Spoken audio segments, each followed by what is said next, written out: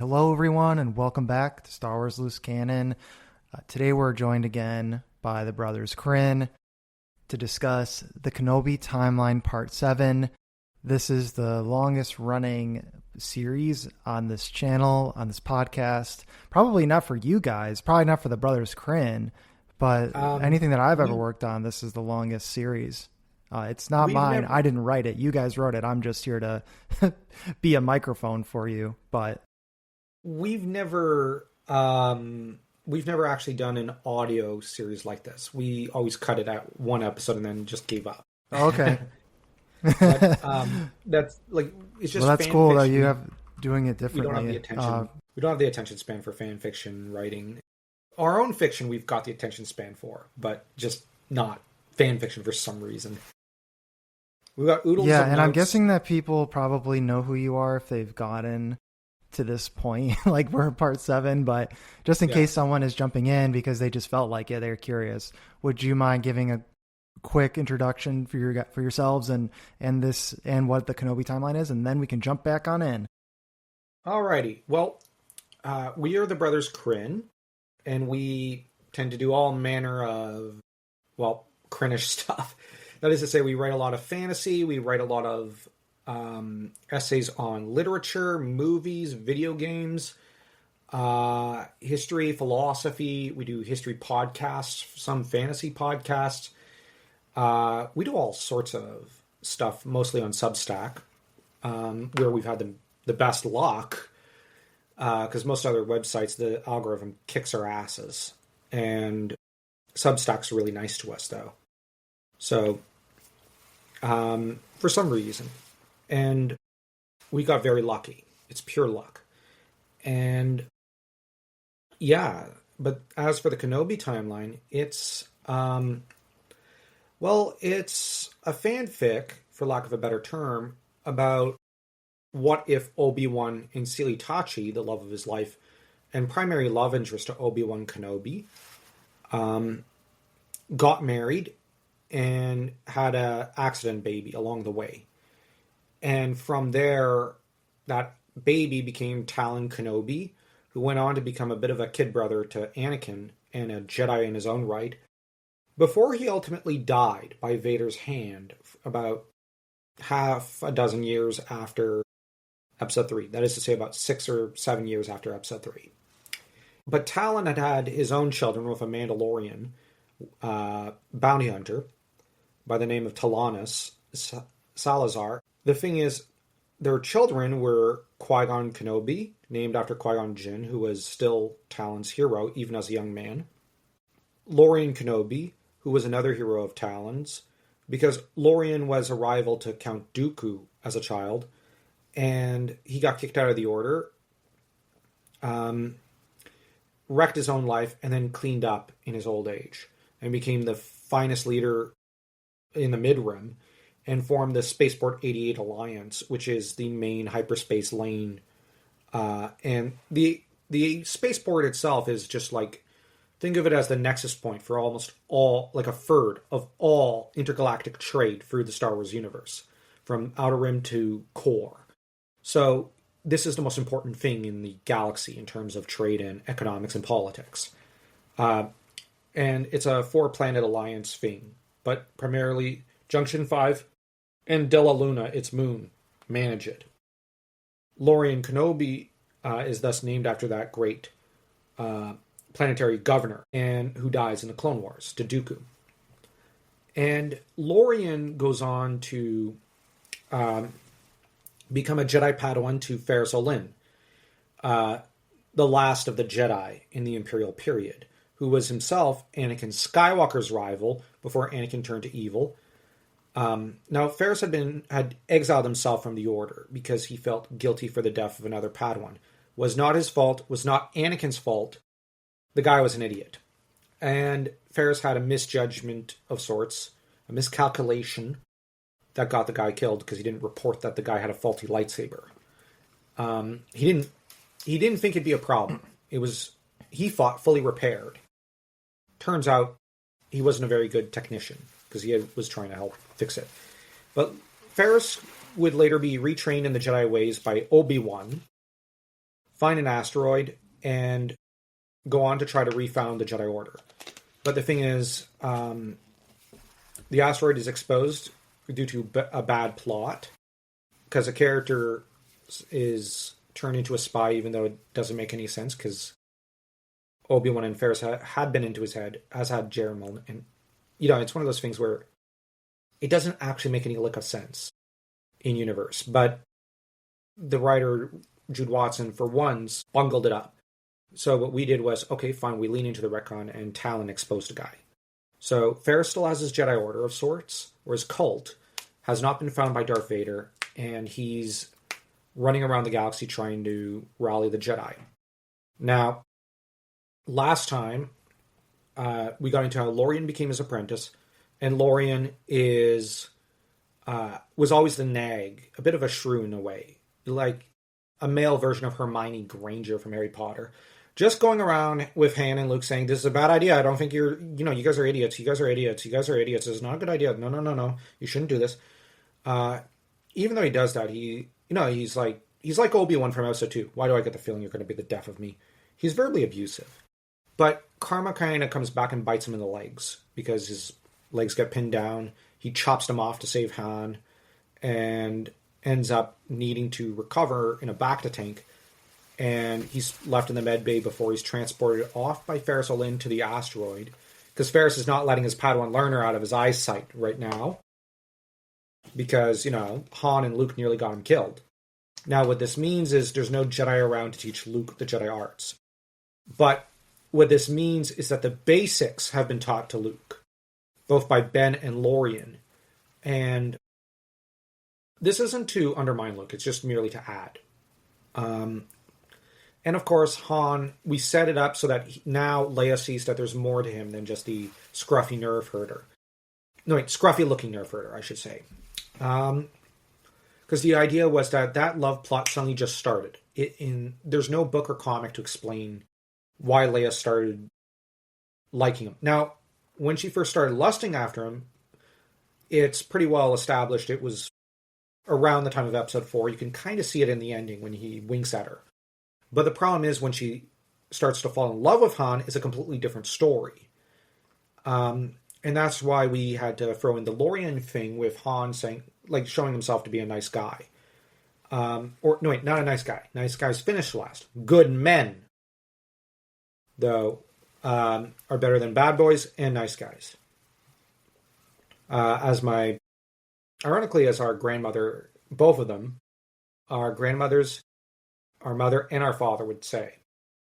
Because, we've seen, our uncle was a nice guy until he stopped being one and stepped up and became a good man. Our father was a good man, at least in the last dozen years of his life. So, it's one of those differentiations we have to make. Han goes from bad boy to good man instantly. Of sorts. But the transition towards being perceived that way is different. Because Han has a good heart underneath it all. And we had to show that. And we wanted it to be made obvious to Leia. Now, that being said, as far as our other plots go,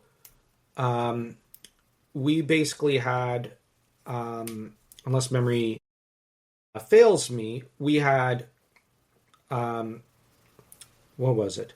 We had Withern killed, I believe, and the start of the Force of the Cult Wars. That's right, the Cult Wars, where we have. Now I actually have to look up the names because my memory's not what it once was. I'm kind of an ass that way, but we have.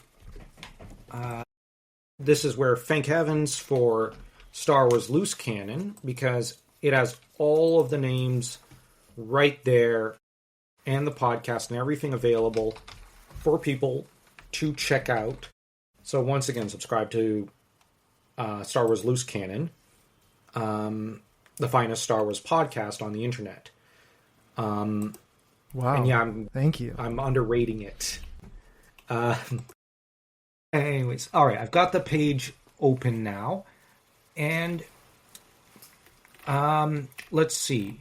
I think that's Oh, looks like Dan and I did not update the list. Okay, no problem. That's on me. Well, what was his name? We had, of the Sith Lords, we have Sacrillios, we've got Vieira's Mask. Yeah, his name was always a problem. We'll just say Sithi. He was the Togorian. Yeah. You know who I mean. Like, people will know from the last episode. The thing is, there's so many character names bouncing in my head, I can't remember all of them these days, especially of fan fiction. I know people are going to shame me for it, rightfully so. But the Togorian Jedi who had turned to the dark side, he was a seer, and the thing with him is he's playing the Jedi cults against the Sith cults, all so that he might claim the Valley of the Sith. And the idea was the Valley of the Sith was offered so much more power than the Valley of the Jedi. And the idea was that this was the valley where one of the first thought bombs had been unleashed. And it had been unleashed by Marka Ragnos upon his enemies. So, the Togorian wants access to it. But the map is not the star map of sorts, or the Galactic Valley map, or whatever we're going to call it, is not within his grasp. But Vieira Feld has it, because it was passed down to her by her mother. It was passed to her mother by her mother's father. He didn't know what it was. But the thing is, the idea was it had been passed down through the family for so long they forgot. It was a star map, a portable one. And the family was very Force sensitive, hence why Fergus Feld was given over to the Jedi Order. Now, Vieira has an ancient Sith ghost from the new Sith Wars who wants to achieve redemption, guiding her and encouraging her to go to the Jedi cults and start learning from them. Now, while this is going on, you also have Rock, who's basically wandering around as a Jedi. Now that Withern is dead and his brother has been knighted, Rock is feeling a little insecure because, he's in the shadow now of his twin rather than his equal. So there's a bit of that Ulic and Kay Queldroma thing going on from the KOTOR era. But on the other hand, Rock is not going to be going nuts like Ulic. But Rock is soon drawn into the cult wars alongside the likes of, his father, Valerian, and even Darael Feran. Now, Jilia had been killed, Jilia having been Melirah's, his padawan learner. And I'm blanking on names today. I know it's here somewhere. Oh, no, it is. Skyrim Vigil. Skyrim, yeah. Yeah, Skyrim by this time is now with Rock and Ron, and he's one of the senior Jedi around now. But he's training Rock and trying to teach him patience, and Rock is not listening. So that's all going on, and Qui-Gon has stepped out from the ancient temple of Force ghosts and whatnot. A bit of an underworld type place. And this is where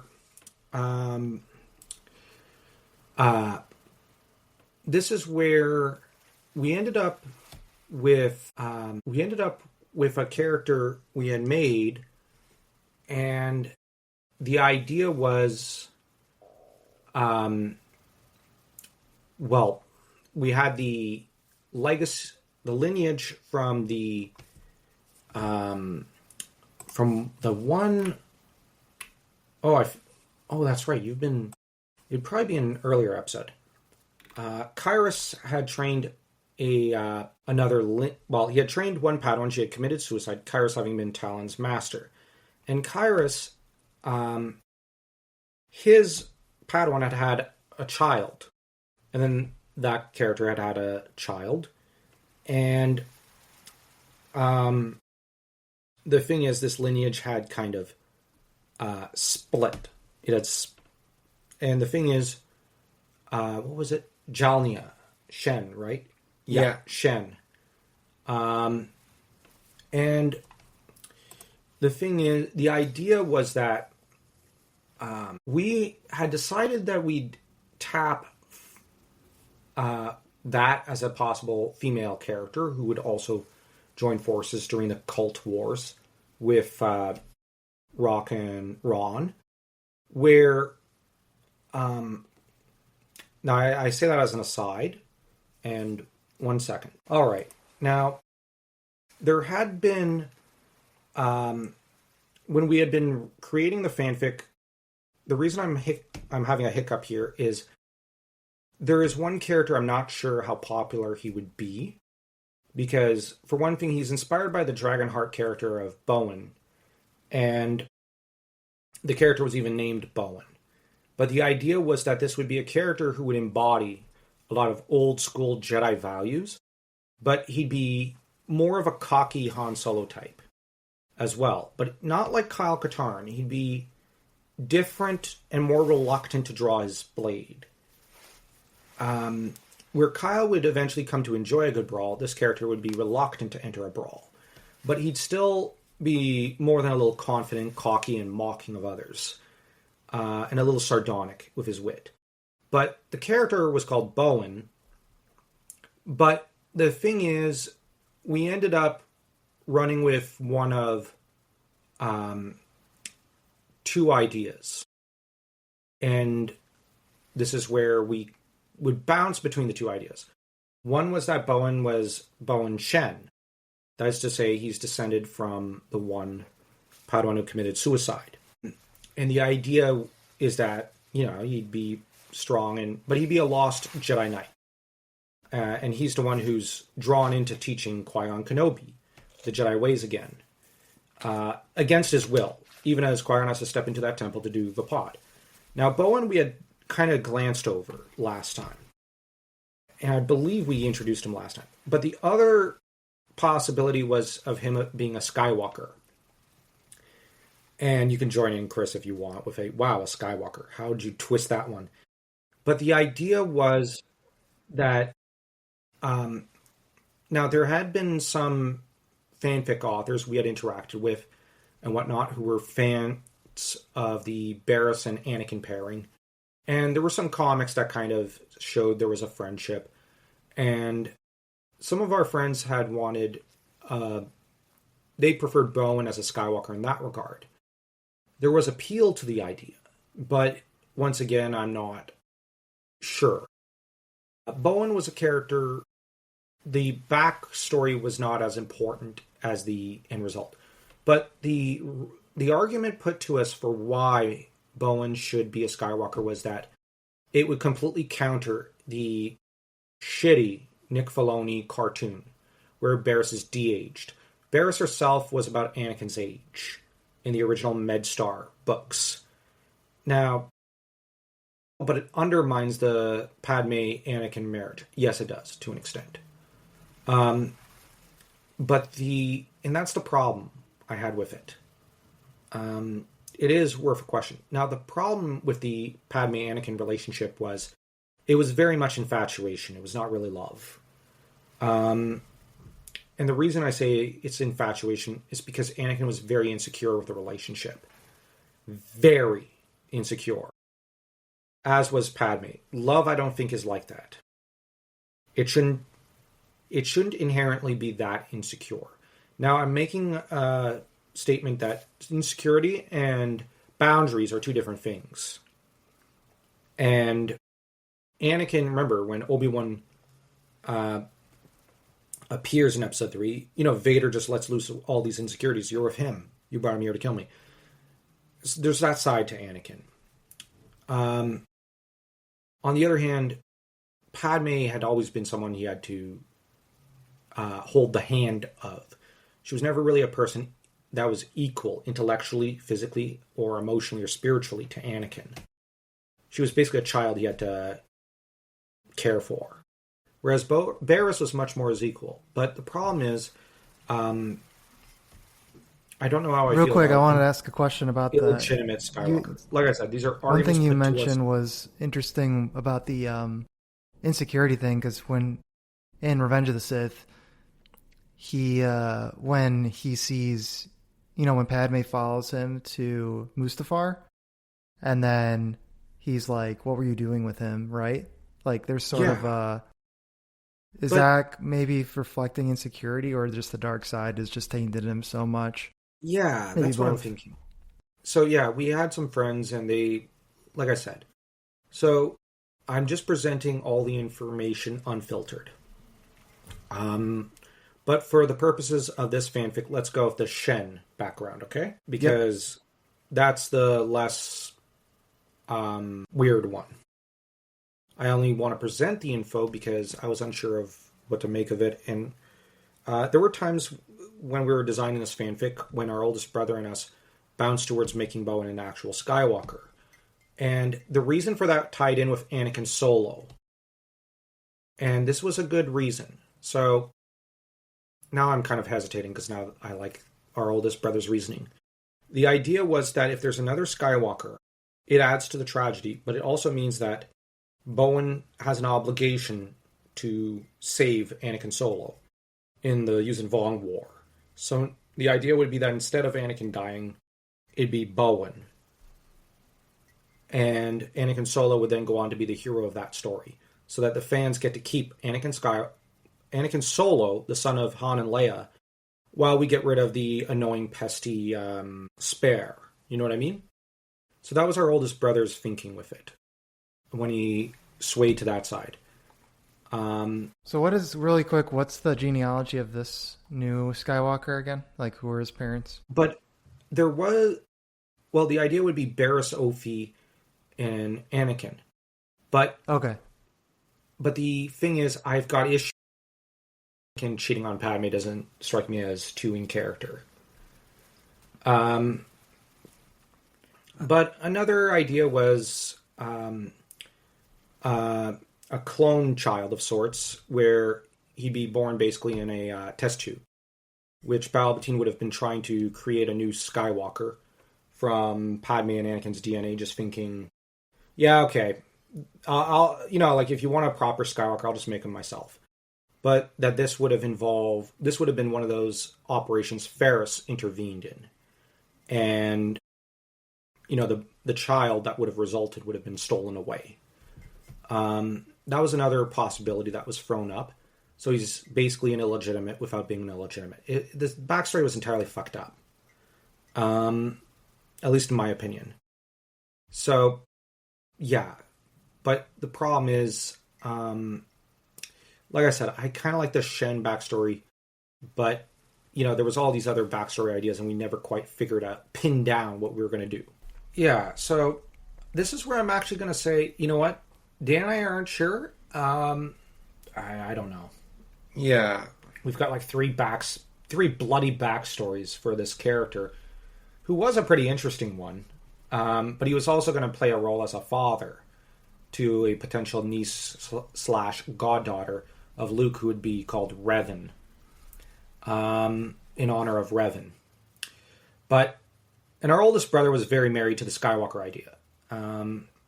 More because, he liked the idea of throwing another monkey wrench in there. But I think Chris Higgins should get to say, which backstory do we use? Man, I don't know if I can't. I don't know if this is too much responsibility. Oh, what does Dan think? What's Dan's favorite? Because, honestly, I don't know, because the background... Because Barriss Offee is running around alive anyways. Yeah. But if it's a clone of Anakin, the idea would still be, I think she raises the clone. Mm-hmm. But I think Chris just liked the idea of just cutting out the middleman and having it be hers. Yeah, and I could understand that because, yeah, there were times where Anakin may have been irritated with Padme. Yeah, because there'd be times in the comics and the novels when she'd burst into tears and go, like, protect me, Anakin, and he'd be like, fucking hell. I didn't, why do I have to play nursemaid for her? And Obi-Wan would reprimand him in a few books, I think, in comics until now. Anakin, come on, dude. But on the other hand, it would have involved, I think, having a moment of weakness on one of those missions. But the problem I have is just, we already had one accident baby. But on the other hand, you know, like I said, not too much would change, more because there's still a way of making it slide with the Shen backstory. Yeah, and because she'd still probably be Luke's goddaughter. And there is a bond between godparent and godchildren. So Chris Higgins gets the final say. I guess I'm not super keen on Anakin having another child. Okay. Yeah. So it's not for me. Okay. Yeah, I think Too that weird. the Padme point is interesting, though. The clone where Palpatine tried a go at having a Force-sensitive clone child of sorts, like a test tube baby. Because he had access to the Padme DNA and to the Anakin DNA and just figured, fuck you. I'll make my perfect Skywalker. I can't manipulate the midichlorians like my master could, but I'll do the next best thing. That does sound very Star Wars. Okay. So we go with that one? Yeah. Okay. And Palpatine was the type, I'm sick and tired of Vader This week, so I'm going to find a replacement. I'll make a new Anakin. Okay. And he had contingency plans all the time, right? Yeah, that's fair. More than Batman. All right. I was kind of on the fence, like, here's the info. This shit. But, okay.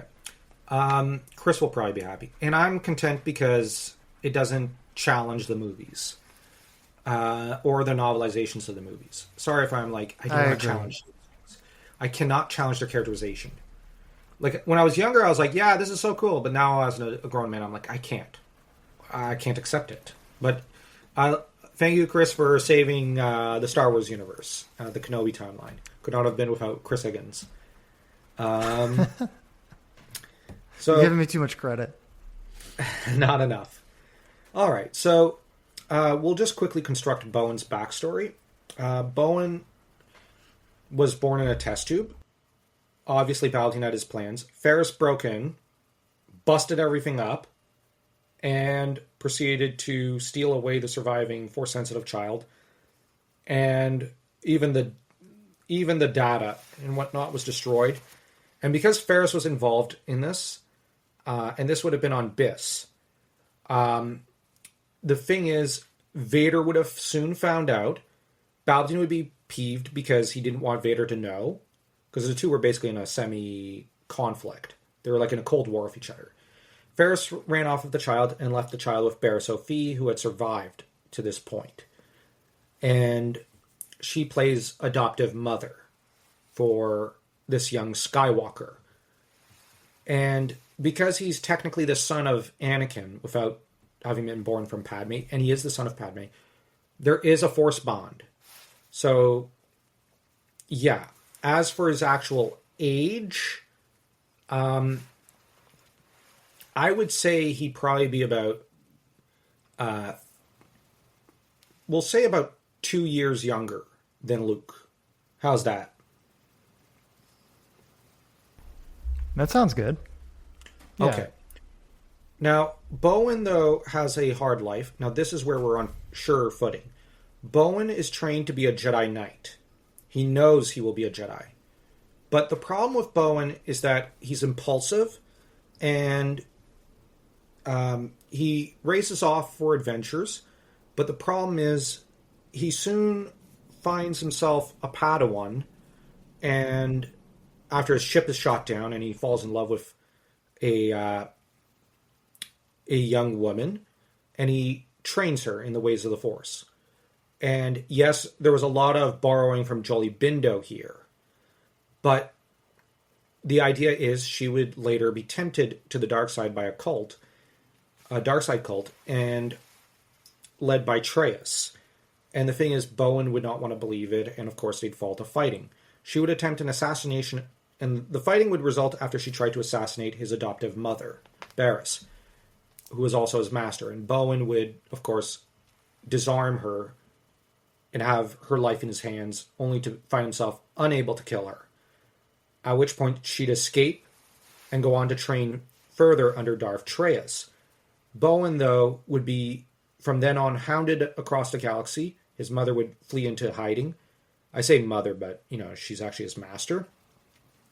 But Bowen would exile himself from the galaxy, much like Obi-Wan did, utterly ashamed and broken because of what he had done. Qui-Gon would later discover him, and he'd be forced into, training Qui-Gon because those Sith assassins are after them both. Now, his former apprentice would pursue and hound him and Qui-Gon, and even get the better of them in a few fights, because she had improved. And both men were fairly rusty by the time of their story. Now, technically Bowen is a Skywalker, so he is remarkably powerful in the Force. The idea was that he'd be stronger in the Force than Luke, just as Leia is. But Luke is the greater Jedi Master, and the reason for that is that Luke is wiser, smarter, and overall just simply more charismatic. In an all-out lightsaber duel, Luke would probably win, if only because he's smarter. Although, on the other hand, Bowen is more of a warrior and a knight. But the idea is that Bowen would develop an interest in warrior philosophy, where Luke had a more overall Jedi philosophy. Of the two, Luke is far more important, obviously. And, so we've got the cult wars that are blowing up right now. We've got Sith assassins running around the galaxy trying to kill Jedi. And we've got the Togorian Sith Lord who's manipulating things from the shadows so that, and even using this Sith assassin group that's led by, of course, Trayaus and Bowen's former apprentice. Let me try to remember her name. Who was it? Sinistra, wasn't it? I think Sinistra, so. yeah, that was it. Jeez, I couldn't even remember that for the life of me. I know it's a little corny, but Sinistra was ultimately going to be the assassin type. But she's obsessed with Bowen, kind of like how Sion is obsessed with Kreia. It was going to be like that, but still remarkably different, with a touch of Xanatos Cryon in her. And the idea was that, the idea with Bowen was that he's a man who, like Obi-Wan, believed he could run away from his regrets. But he finds his regrets keep chasing him.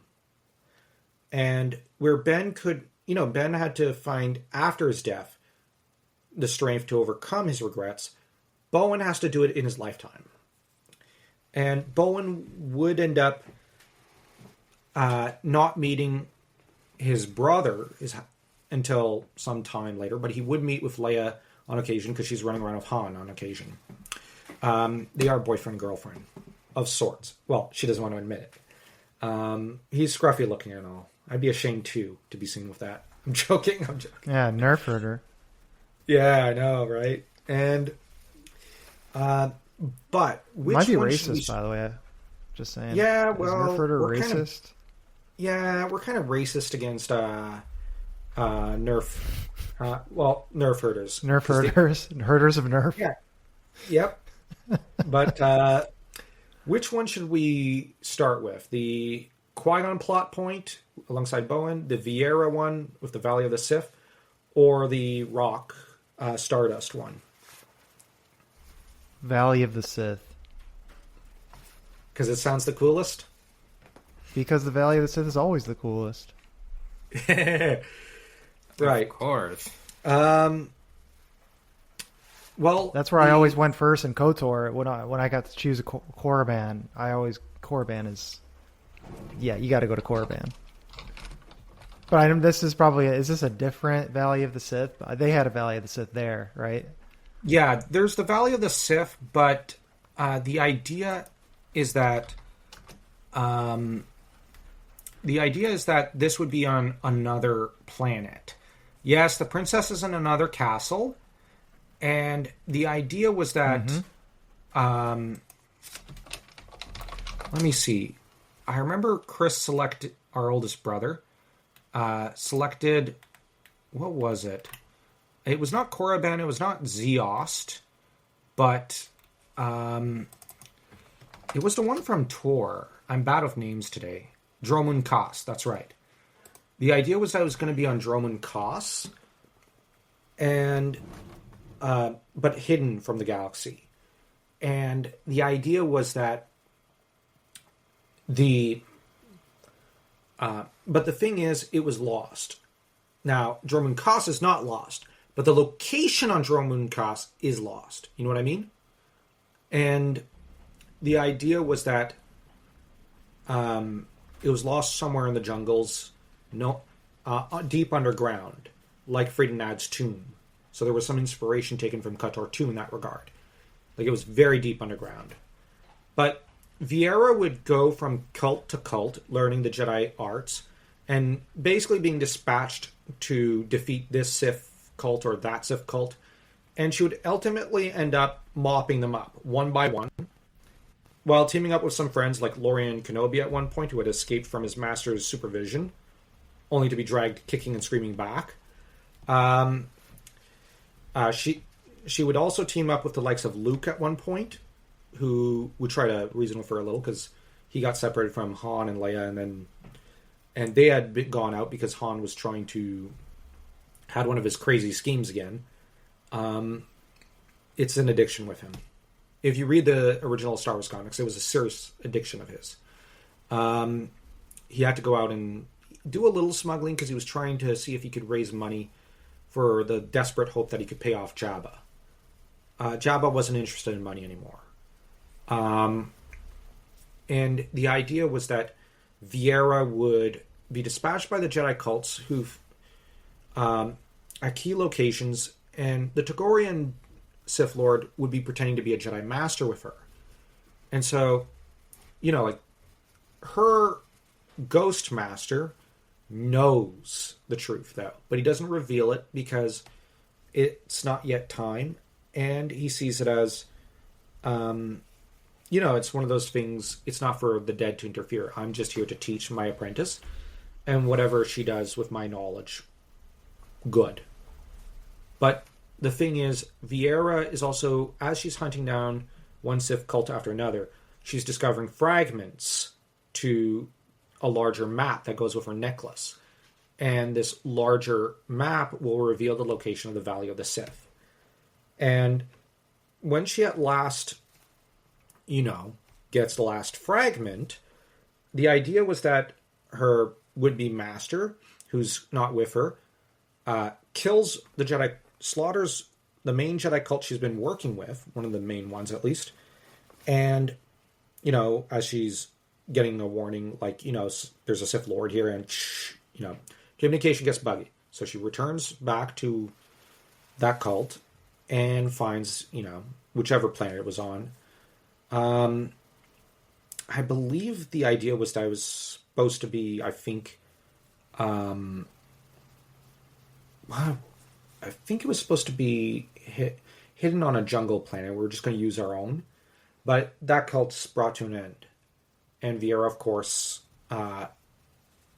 has it, discovers that her would-be master is the one who stole the pendant. He then fights her. He overwhelms her. And Gunnar and Ron save her because Oberon's there. And, she has to flee. He races off to go to the Valley of the Sith. Viera, though, had memorized the map and gives chase.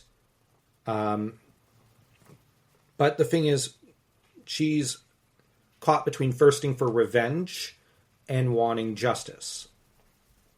Now, obviously, this plotline was kind of inspired by the Jedi Knight series by Kyle Katarn and whatnot. It's just we're using a feminized version. Viera plunges on in, battling one Sith cult after another and one corrupted Jedi cult after another, as all of them try to stop her. And she basically, because there was still a few thousand Sith cults that were still around, but this Sith had, united them on German Kos with the promise of getting a taste of the Valley of the Sith. Really, he planned to keep it all to himself. Because, why would you share? And sharing is for Jedi. Yeah. And the idea is that he'd present a different kind of evil.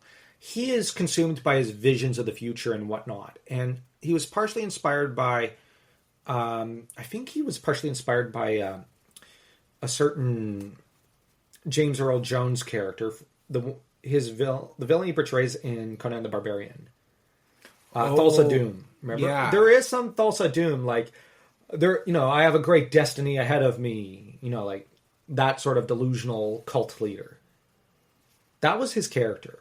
Let's be honest. That's kind of narcissism. Yeah, and Viera plunges in because she's in danger of that narcissism. She's convinced only she can stop him and whatnot. And that, and this is where, bear in mind, Luke had helped her before during the Cult Wars, but she's still kind of holding a bit of a grudge over her uncles. And, she plunges into the jungle, slaughtering one Sith after another, and tempted by the dark side. Every inch, till she reaches the opening where the valley is, goes plunging on in, and goes into the deep caverns of the mountains, the highlands on Jorman Kos, where she battles her way through an ancient temple, underground temple, and even defeating at least one Jedi Master who had turned. But he repents before he passes, because that's got to be a theme. It's Star Wars. And she plunges on in almost without a plan. And this Togorian Sith Lord had, of course, absorbed a great chunk of power from the Valley of the Sith, and easily overpowers her, as he is far more powerful than even Darth Plagueis or Palpatine could ever be. But the thing is, he's drunk on this power, and easily starts tormenting her and whatnot, disarms her, knocks her across to the other side of the valley, and proceeds to go up to her and just generally pick her up off the ground and mock her. You know what I mean? Like, he's just like, what can you do, puny Jedi? I have the power of 10,000 Sith Lords in me. And the Sith Lords of 5,000 years ago were far greater than the bugs of today. I may as well be a god, is his mentality. Now, this is where we were thinking there'd be a bit of prophecy and whatnot, but he does begin to torture her with Force lightning. Now, Viera starts to form those blue bubbles like Yoda did, and Luke tried to do, if inadvertently, in the Episode 6 novel, but failed with Palpatine. Viera fails even more so because her enemy is far more powerful. But little does he realize she has a lightsaber that he knocked out of her hand, and it's lying a short distance away. And the idea was Viera throws everything into just summoning the lightsaber to her. The lightsaber comes flying over, stabs right through him and into her awaiting hand, at which point she cuts him down, and all that power starts to leak out, and he's just basically going, ow, what? And where the idea was to use one Batman line, because he had often taunted her with, always mind your surroundings, Padawan. And where she tells him, you should have minded your surroundings. And right before she basically kills him, and the ghosts of Jorman Kos try to tempt her to harness this power. But Viera, remembering what her ghost master, and even the ghost of her uncle, and also of others, tried to teach her about patience and compassion, basically harnesses the light and purifies the Valley of the Sith forever, ending the cult wars and purging this place of all, the darkness in this one location, so that now there's a place of light on the dark planet of Jorman Kos. And Viera proceeds to then leave is reunited with Gunnar and with Ron, and also Farisol Lin and Darael Feran and others, including Valerian. And, she tells them it's done, So I know it seems like it's very short, but the idea was it was going to be an extended storyline, like a little bit of a epic, and an extended story with murder mysteries and whatnot. But I had to summarize and compress it a lot. Like a lot. But ultimately, so the idea was that Vieira also learned during this story to forgive Han, because she had been holding a needless grudge against him. And he had tried to make it up to her, and the idea was, when he pops up into the story, he is trying to help her. Leia's a little jealous, not knowing if he's doing it because he still loves Vieira or not. But Han never loved Vieira. And the idea was that he was doing it because he felt bad for abandoning her once. And the idea was this would lead to a character interaction where he does tell her, I have to help her.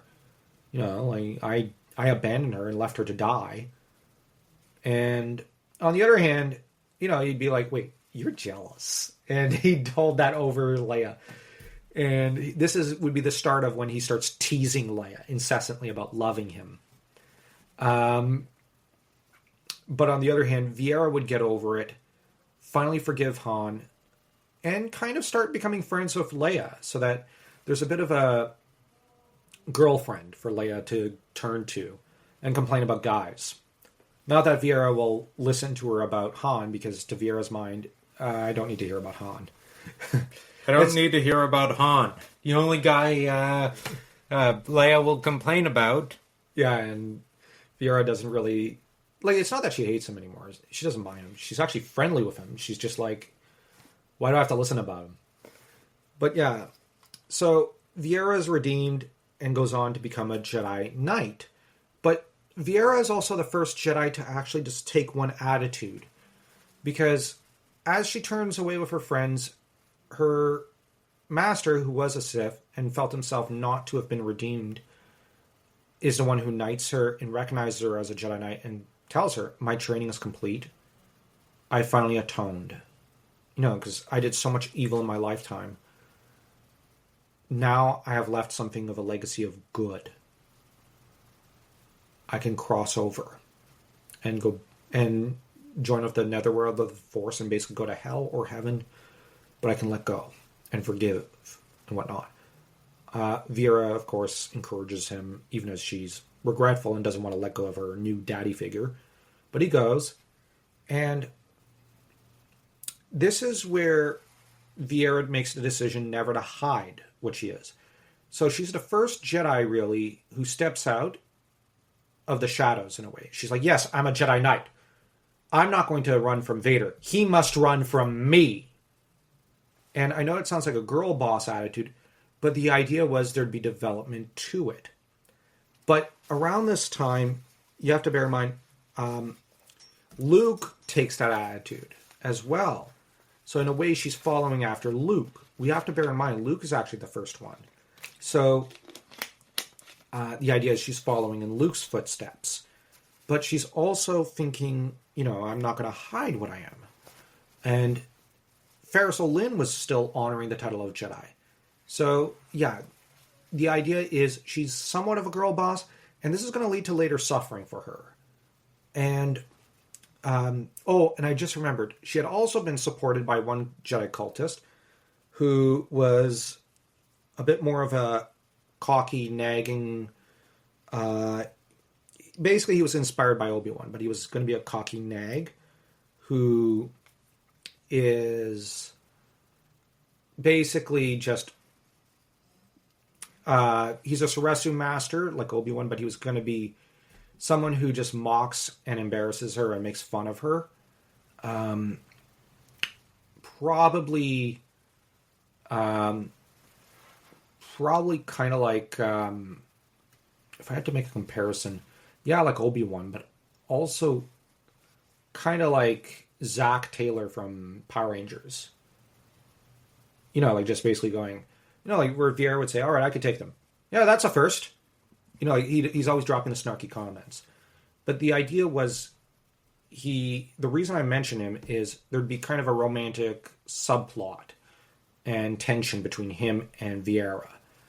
And where, I'll just quickly mention, there was a comedic scene planned where during one of her cult missions, there'd be at least one clone who she'd run into, and the clone would just tell Zeru, did I just see you look at her rear?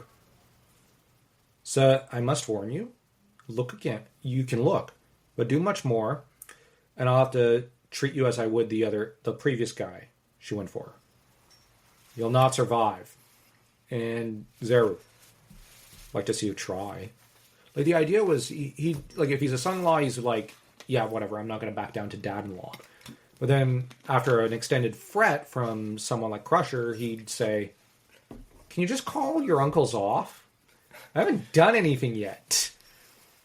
Oh, that's right, he was also partially inspired by Eugene, because he did have that, all right, I didn't want to do this, but here comes the smolder. He did have that zealous, that Eugene attitude. Yeah. Remember? He's like, he's this dandy, and he's like, I look better than everyone else. And the fact that every one of the clones is pretty much, oh, you find her attractive. Please continue to look at her. As he starts charging his... The only one who liked him was Nate. But Nate couldn't shut up, and you had Zeru, after a while, going, do you never shut up? What? No, not while I'm breathing. Okay, can you just shoot me? No, I kind of like you. He's like Criff. The only clone who doesn't want to shoot me is the one I want to have him shoot me to put me out of my misery. So, yeah. He was a character we were putting in more as a love interest for her, but he quickly developed into his own funny little character who's cocky, who's subtler of mind in a way. Because while she's saying, I don't have to hide, he's like, yeah, I'm not sure I'm on board with that idea. Because he's actually smart. He knows he's had to survive on the streets, then with the Jedi cult, and then serving under Ferris. He knows how to survive in the underworld. She does too, but she's like, I'm a Jedi. Her psychology is, I'm not going to hide because I don't want to lie about what I am. So you have two very different philosophies that seem irreconcilable. And, they're going to have to reconcile at some point. She's approaching it like a bulldozer.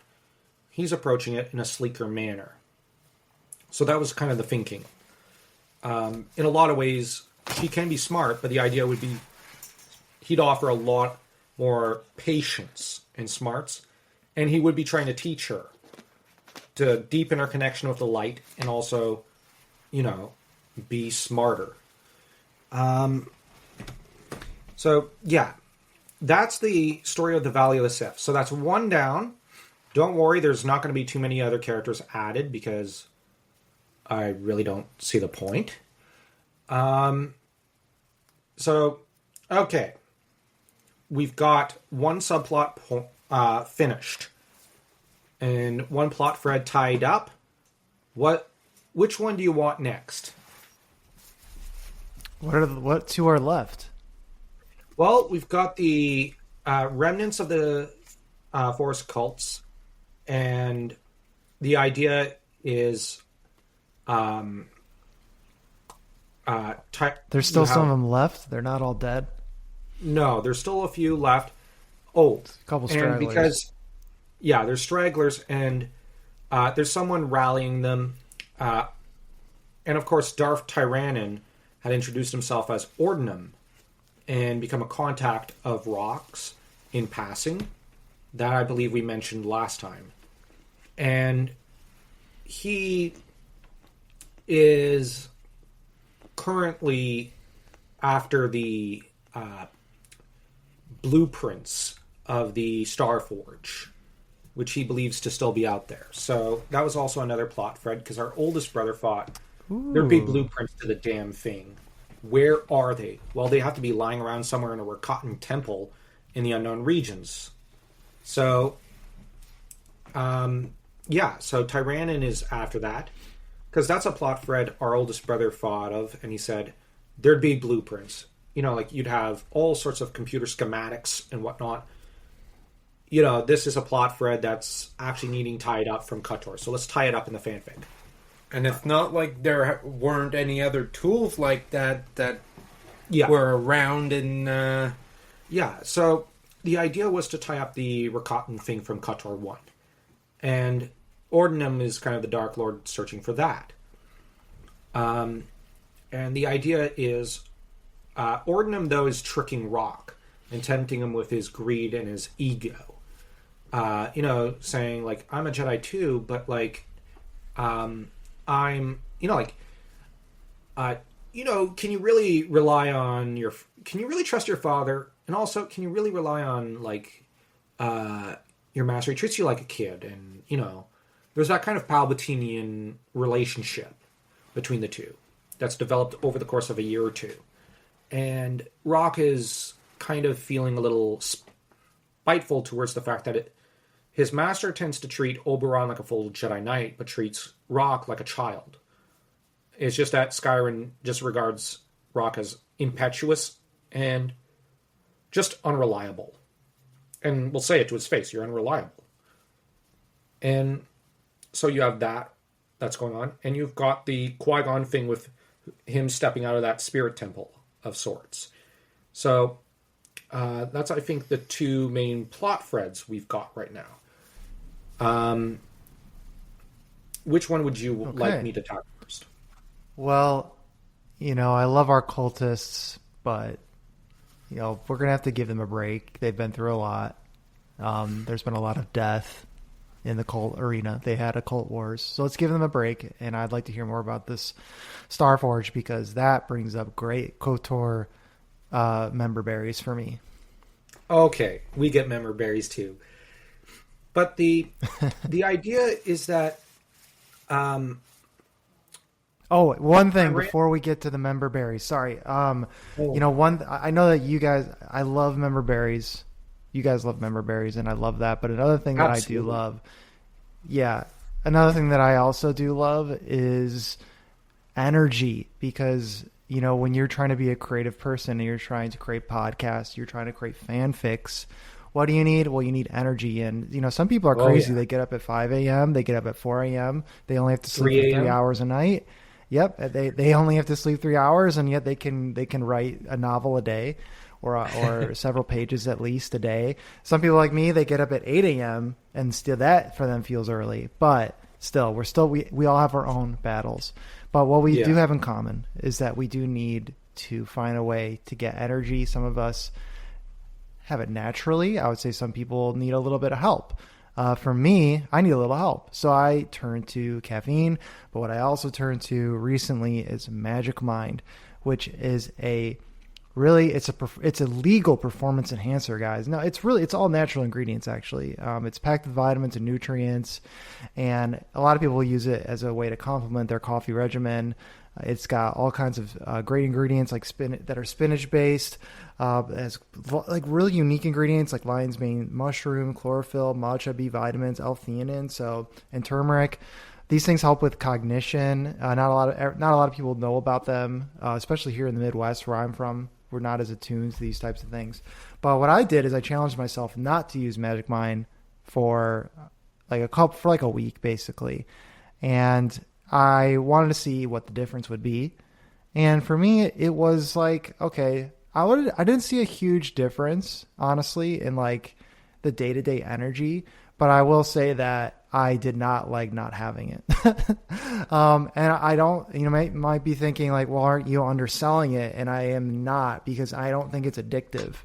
I do think it's like helpful, and I think it will add to your day, and you're going to be looking at your fridge, not like you can't wait to try it.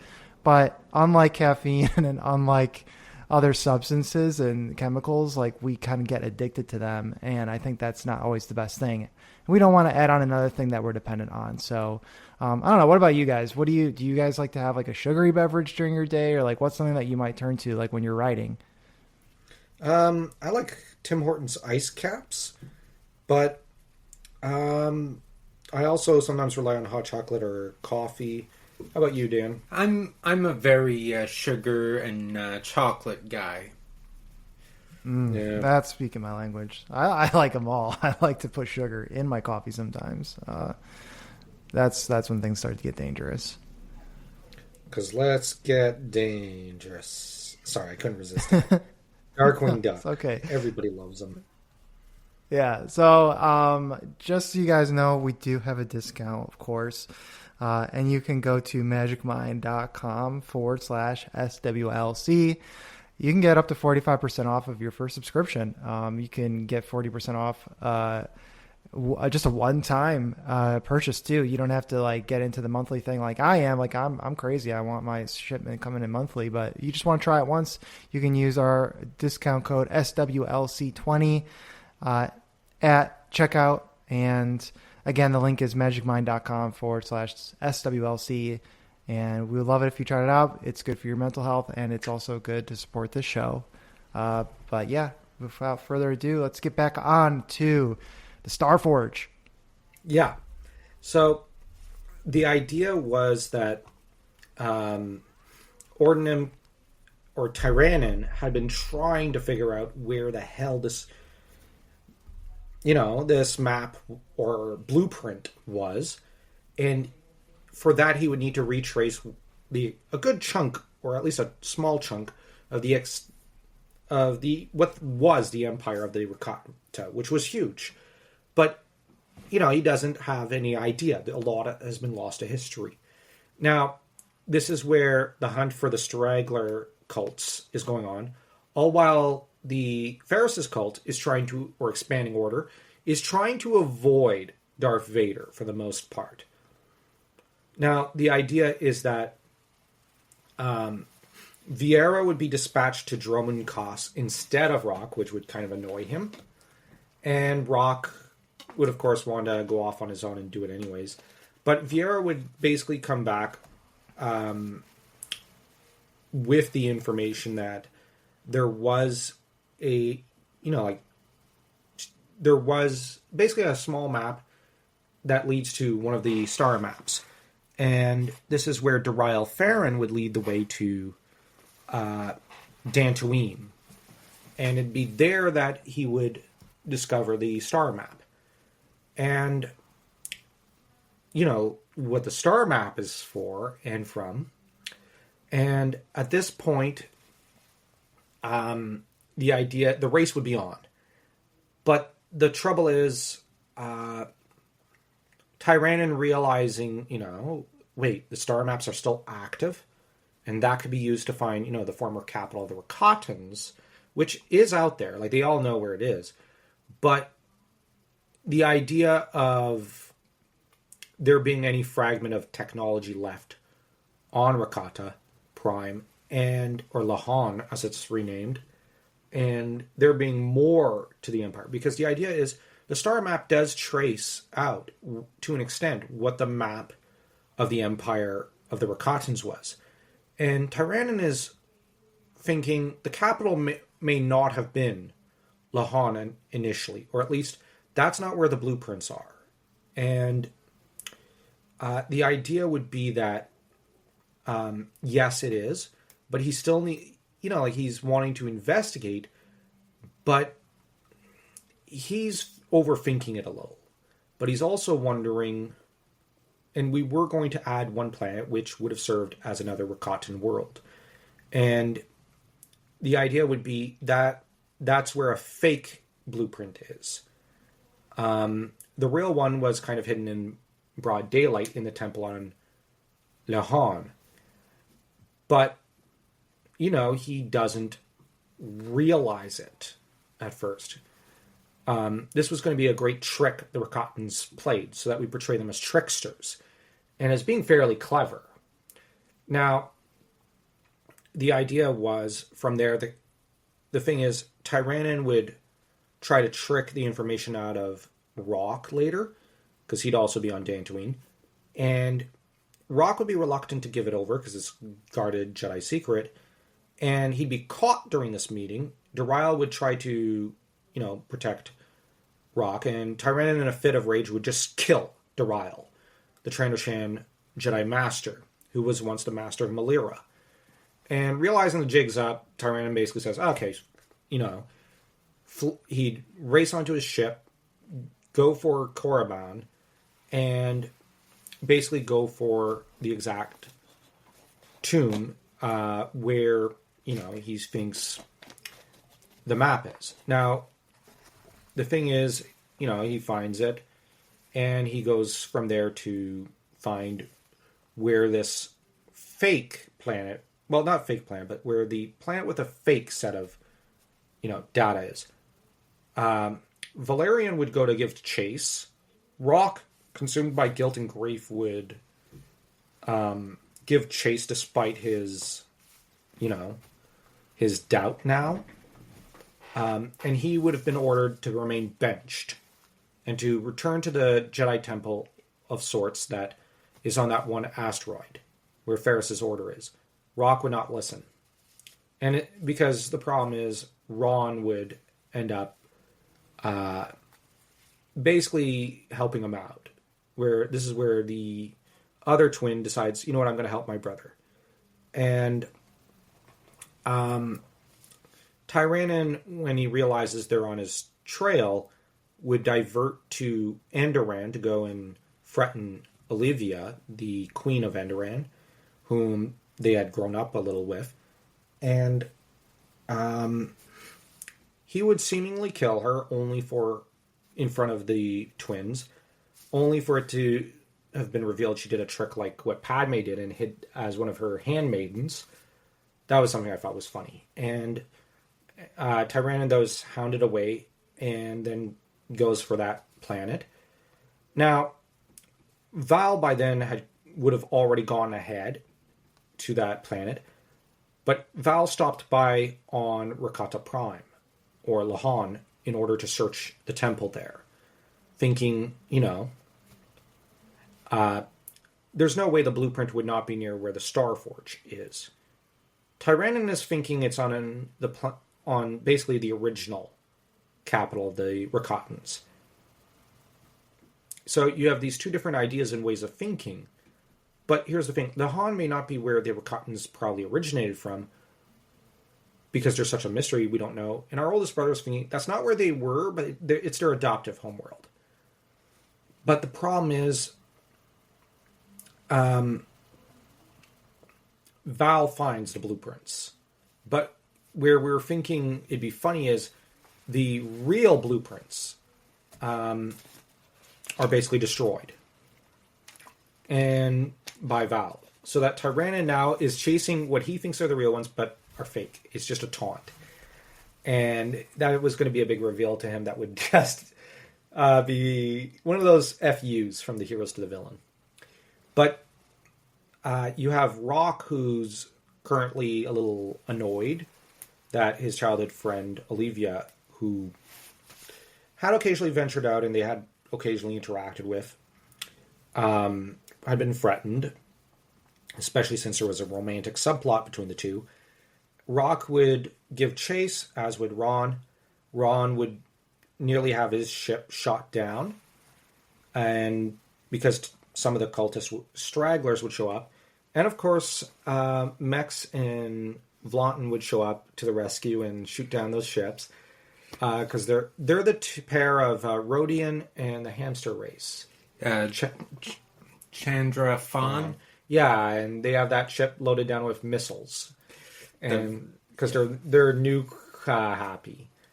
But while they're basically mopping up that fleet, small fleet, more like a couple of dozen starfighters, Rock ends up on the one planet, and the thing, I think we had dubbed it Rakata Minor as a temporary name. And Rakata Minor is where there's a temple. As a contrast to Mustafar, it was going to be covered in water. So the idea was it would be another watery planet. And there's a single island left there as the planet, as all the land mass is being devoured by a dark sea. Val would end up encountering Tyrannon. Tyrannon cuts down Val in front of, just as Rock arrives. And then before he flees into the temple to try to access the blueprints of the Star Forge and what power is in the temple, because it is a place of dark side energies. But the thing is, Rock would hold his father along, just as he lies dying, and Ron would soon arrive, and so the sons hold the father as he basically, expresses his regret for not having been there all the time for them, and tells them how much he loves them, but also begs Rock to stop Tyrannon, but to do it the right way. And so he expires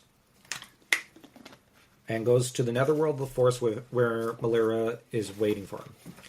Rock, full of fury and grief, storms the keep and busts on in past booby trap after booby trap and after Rakatan droid after Rakatan droid, and engages Tyrannon in a heated duel that almost shatters the entire temple. Only for it to be revealed partway through the battle, because Tyrannon had begun accessing the Rakatan computer for the blueprints to the Star Forge, for the Rakatan to admit this was a red herring. The real blueprints are on Lahan, the planet where Revan went, which is next to the Star Forge. They put it right next to it because they figured most people would go for Rakata Minor, but also hide it where it's guarded. On the other hand, it's then that Rock, who had been told by Valerian before he died, via their Force bond, yeah, the blueprints were destroyed by Val. He didn't think that the blueprints to the Star Forge should still be accessible in a galaxy that's run by Darth Vader and Darth Sidious.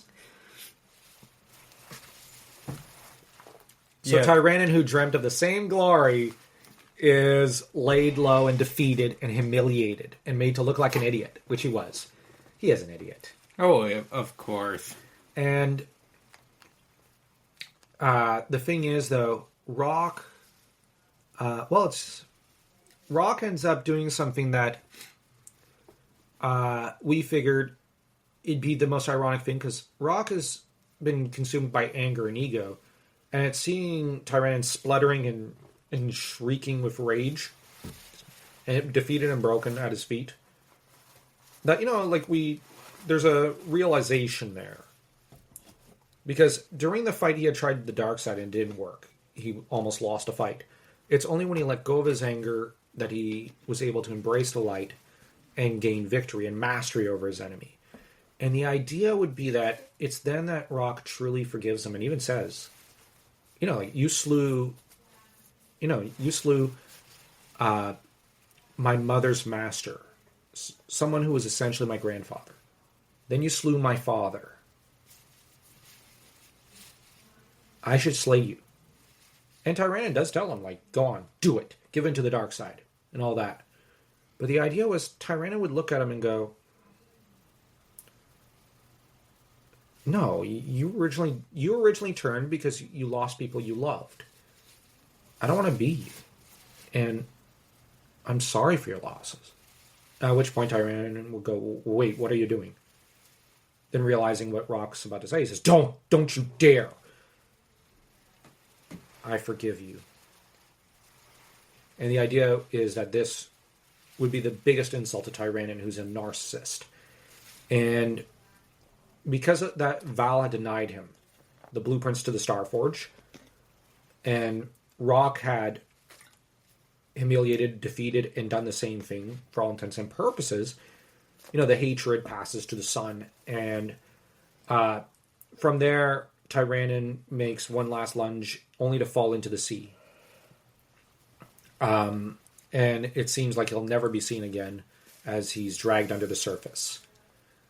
Rock, grieving for this guy he kind of hated and now felt pity for, returns to his friends, and they basically get on a ship, and Rock suggests that Mexa and Vlanten use their bombs on the one temple of the Rakatans and just nuke it from orbit. and then plant some more explosives on the surface where the temple is and detonate it. The reasoning being this thing is too dangerous to probably leave standing, and who knows if there's extra blueprints or the computer has extra data. So they basically wipe it from the face of the galaxy. And because some knowledge isn't worth it and should be lost, is the idea. Darkness should not have, backups. So Rock is soon knighted as well and goes off to Olivia, who had helped mobilize a chunk of her army to fight against those who were led by Tyrannon, because he was a commander of a sizable Imperial fleet. She ends up kind of rushing to the rescue in that regard. And she's reunited with Rock, and you've got there are now a couple subplot. Where Viera and Zeru would go on, it'd be basically an on-off relationship, and they'd be breaking up soon afterwards. The idea with Rock and Olivia was that it was going to be the opposite. Where Olivia, for all her tomboyish nature, was more like Winry Rockville to an extent. Because she was inspired by her. And the idea was there was still a feminine element. And she would basically end up, going for Rock. And the idea was also that she'd be the one who, as a favor, would, because she's a mechanic herself, help upgrade Lorian's prosthetic legs, so that the plot ties in with the Lorian thing. Okay, now for the Qui-Gon Kenobi and Bowen Skywalker thing. Okay. They're running around the galaxy trying to evade assassins, and the assassins had gone after Rock and Ron and others. The assassins are getting to be a bigger and bigger nuisance. And the Sith Lord Darth Traeus would have tagged along. Remember, he was the one who also escorted Qui-Gon to the Valley of the Spirit Temple. And I nearly said Valley of the Sith. Whoops. But Traeus was going to be someone who was radically different in a way. Now, he would be someone who would cloak and hide what he is. And the idea was that he would be mistrusted by Bowen. So you'd have like an angel side, dark side, like a devil side thing for Qui-Gon, where you've got Bowen giving the advice of a Jedi, while Traeus is kind of acting somewhat like a darker version of Kreia, because Kreia was good in KOTOR 2. From a certain perspective, she was very, very good. And so you have an anti-Treya. But on the other hand, you do have someone who's broken like her. That was the idea of Traeus. He hadn't handled the betrayals from all those in the galaxy very well. He had been sold out. He had been betrayed time and time again by other Jedi, by the Republic, by everyone. And that's where, to an extent, he would be training Qui-Gon, as he would later reveal, in the hopes Qui-Gon would come and slay him, because a part of him doesn't really want to live. But on the other hand, he's organizing all these chess pieces. And the thing is, he had no need for the Starforge. So he had kind of encouraged Tyrannon's madness and encouraged, others against him. He had glided around and he had kind of hoped for the Valley of the Sith, but got cheated of it. But with him, he'd be looking to a kind of Traeus temple on Droman Kos. One that is not really all that hidden, but was believed abandoned. And the idea is Traeus, though, had set up a temple there and a training ground, but alongside Sinistra. And where she believed that the overall goal was to get revenge on the likes of Qui-Gon Kenobi and Bowen, and to kill them, and also kill Luke Skywalker, because he's Bowen's brother, so she wants to kill Luke. And this is where, there'd be that cat and mouse game. Qui-Gon would soon become suspicious of his friend Treyas, and in marked contrast to Vieira and to Rock, who didn't really suspect a thing, the idea was that you would have, like, Qui-Gon, after a certain point, kind of realize, wait, you know what I mean? Because the thing is, Qui-Gon would end up discovering that, one particular temple of the Sith assassins, go to destroy it, and then inside it. But the thing is, he would entrust the location of a Barrandov convent and Barrandov monastery to one of the Jedi he rescued there who was a prisoner. And the idea is that this Jedi would be escorted by Zeru, the guy who's kind of the boyfriend and not boyfriend of Vieira. And, they'd go off to go to that Barrandov residence where Qui-Gon has a connection. The one young girl who had been friends with Lorian, his younger brother. So that Qui-Gon was still kind of in contact with them. But the thing is, Treyas discovering their location would basically expose it to Darth Vader and the Empire. And Vader, of course, there's light side hidden cult there. I better go smash it. And, of course, the Kenobi brothers would try to rush to the rescue, same with Bone. And Luke would try to rush to the rescue because, he'd get a vision and he'd go, wait, that young girl's in danger. I have to rescue her. But he'd arrive too late. And all of them arrived too late. And the monks were slaughtered and the nuns just blasted to smithereens. But the young girl's corpse would not be found. But Qui-Gon would immediately realize, okay, Zeru did not expose it. This was the first time Treyas heard of the location of that cult. And so he'd realize that who Treyas is and would turn on him. And Treyas, realizing the jig's up, not long thereafter would go, okay, time to leave. But he would end up telepathically communicating the message, find me. You can find me on Dromund Kaas if you can make your way there.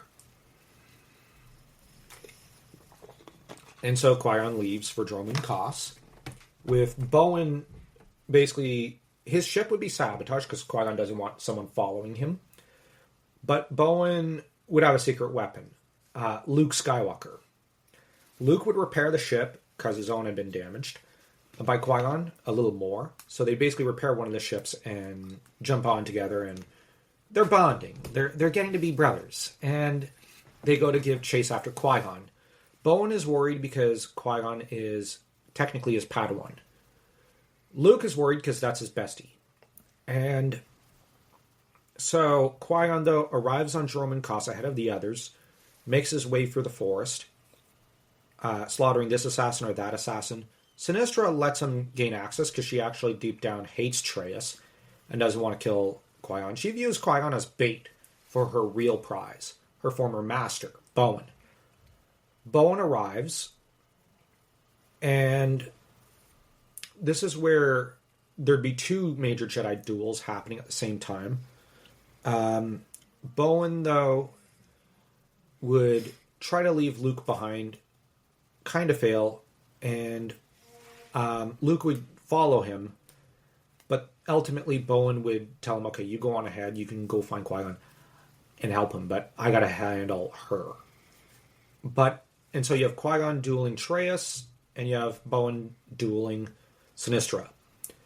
And the idea was that when the last blow would be struck, Sinistra, who's a Jarkai master, that is to say she's dual wielding, she's using two lightsabers, her lightsabers would be cut apart and she'd be cut down and would fall into Bowen's arms. Now Luke would have been pushed back and forced. Doesn't have all the Jedi tricks, but he still found a way to kill some of these assassins. Then, realizing one of them planned to go kill Bowen and help Sinistra, Luke, decided he can't just leave Bowen. But Bowen ends up holding Sinistra as she lies dying. And this is where Dan came up with a great touching scene where you have Bowen who's just I had loved you. like, I loved you. Why? I never meant for you to take this path. And where she would be given the kind of lines from that one Obi-Wan TV series. But which, while they're great lines, they're well delivered, they didn't fit, in our opinion, with the Star Wars canon. I am not your mistake. You know the line, right, Chris? From the Obi-Wan TV series? I am not your mistake. Mm-hmm. I'm not sure is that from the new one? That's from the Obi-Wan TV series. That's Anakin or Vader who says that to Obi-Wan. When Obi-Wan says, I'm sorry for all of it. Mm-hmm. And the idea is, we had a scene like it set up long before that show came out, but then we kind of said, well, we're saying it now that like it fits. The idea was something like that, but where Bowen would say, I never intended for you to take this path. I'm sorry. I loved you. And she's just like, I wasn't your mistake. I chose this path. I take ownership. Do not deny me that. And where, like, you'd have him like, I wouldn't deny you anything except this path. Better if I had taken it than you. At which point, she'd be more like, no. Just leave me. She'd be like, just leave me. And you have Bowen. No, I am your master. If I abandon you now, I will have failed. Because it was never your failure, it was my failure. And where you'd have her just, where he's like, can you ever forgive me? And you have her, there's nothing to forgive. I loved you. Can you forgive me? And where you'd have Bowen who'd say, 1,001 times, or something to that effect. And where she's like, can I truly be saved? And you have Bowen. Yes. If you wish it. So that the idea would be that Bowen would forgive her, and she'd forgive him, and she'd forgive herself. And so when she dies, she basically dies saying, thank you. And this would be a scene where Luke, even Lorian and Ferris, who had just shown up, would bear witness to, and it would teach Luke, the power of forgiveness, setting up for the Vader forgiveness, even as it would set up another plot thread for Lorian Kenobi, or a secondary one, or third one. But the idea is Bowen would hold his former Padawan as she lies dying, and then break down weeping for her. She would be cremated and given all the proper funerary rites of a Jedi and whatnot, and honored as a Jedi Knight rather than a Padawan learner. Because in her last minutes, she died a Jedi, not a Sith. Yeah. We felt it important to have that forgiveness there. Because Bowen had believed himself unworthy and whatnot. Because he was also born in the test tube. He felt inferior. But here he rises to the occasion as a Skywalker. He does what Skywalkers are meant to do. He forgives and shows love. Now, Qui-Gon, for his part, is battling atop the temple with someone who represents betrayal. Now, there's a philosophical conflict, because Treyas does throw in his face, you were a traitor. You chose the path of being like Palpatine and trying to use Palpatine's tactics to overthrow him and Vader. Doesn't that make you a traitor too? And where Treyas reveals he's been trying to groom Qui-Gon for the dark side, with the idea that when Qui-Gon will strike him down, Qui-Gon will become the next Darth Treyas.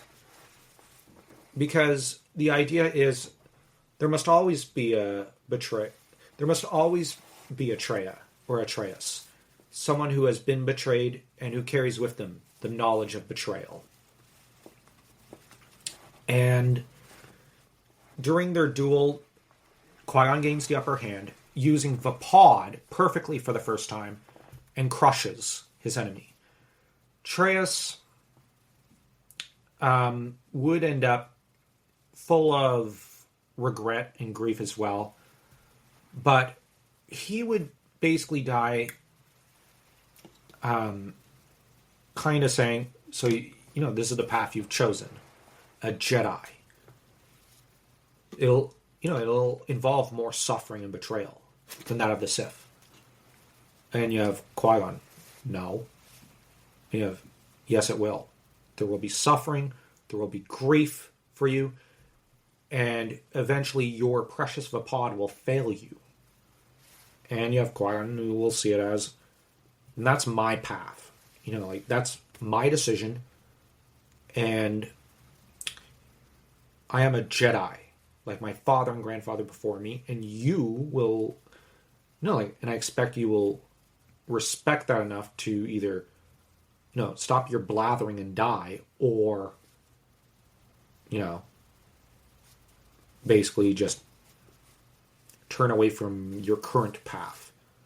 Now, if Atreus were thinking, he longs for redemption, but he simply says, all I see is darkness. And basically dies kind of unsatisfied, and someone who grieves for himself. It's not that he was a narcissist, it's just he was a broken man with a shattered dream. And we were going to leave it vague whether or not he turns back to the light or dies in darkness. But Qui-Gon still kind of mourns and respects him, even as he's like, these Sith. He's like, Qui-Gon has no regard for the Sith and just sees it as, like, they always choose the wrong path. But the thing is, Qui-Gon is contrasted with Bowen. Qui-Gon comes out a harsher man from this. More like Mace Windu in a lot of ways. Bowen comes out a softer man. And ultimately, this marks one of the major differences in the two. But Qui-Gon, who had turned away from the Jedi path to become a politician, is now a Jedi again. And so these many Jedi are now prepping the way. Now, by the time of the Force cults or wars are coming to an end, to put this in perspective for the timeline, Vieira's story encompasses a bit of a pre-Episode 5 and then after Episode 5 kind of plot thread. And the idea is the Tyrannan one obviously takes place after, just a little after, because the Vieira one's ends shortly after Episode 5. Qui-Gon's ends obviously sometime after the Tyrannan one by a few months. So that we have bam, bam, bam, one after the other. And the idea is that Luke has the knowledge of who his father is and would be keen to ask Qui-Gon, why didn't you tell me? And Qui-Gon would see it as it was on a need-to-know basis. You didn't need to know. And he'd be blunt and tactless about it, like Mace. Others, like Vieira, knew, but Vieira, the idea was she'd be like, well, it didn't come up in conversation, and you didn't ask. And I thought you knew. She kind of figured Luke should know. Like, she didn't think he didn't know. As for Rock, him and Luke had only met in passing. They were friendly, but it was like, wait. But Rock was someone who was not even aware himself. So he finds out after Luke. Oops. As for Lorian, he knew the whole damn time and he kept his mouth shut. But this is where we get the events of Episode 6 that follows. And everything would proceed the same as before, but the idea we had was, this was a discussion our eldest brother Chris and us had, where how could a bunch of teddy bears defeat stormtroopers? like actual military men. This was dumb. And they threw just rocks and trees at it, and Durasteel bent and blew up. It made no sense. I like episode 6, but this makes no freaking sense.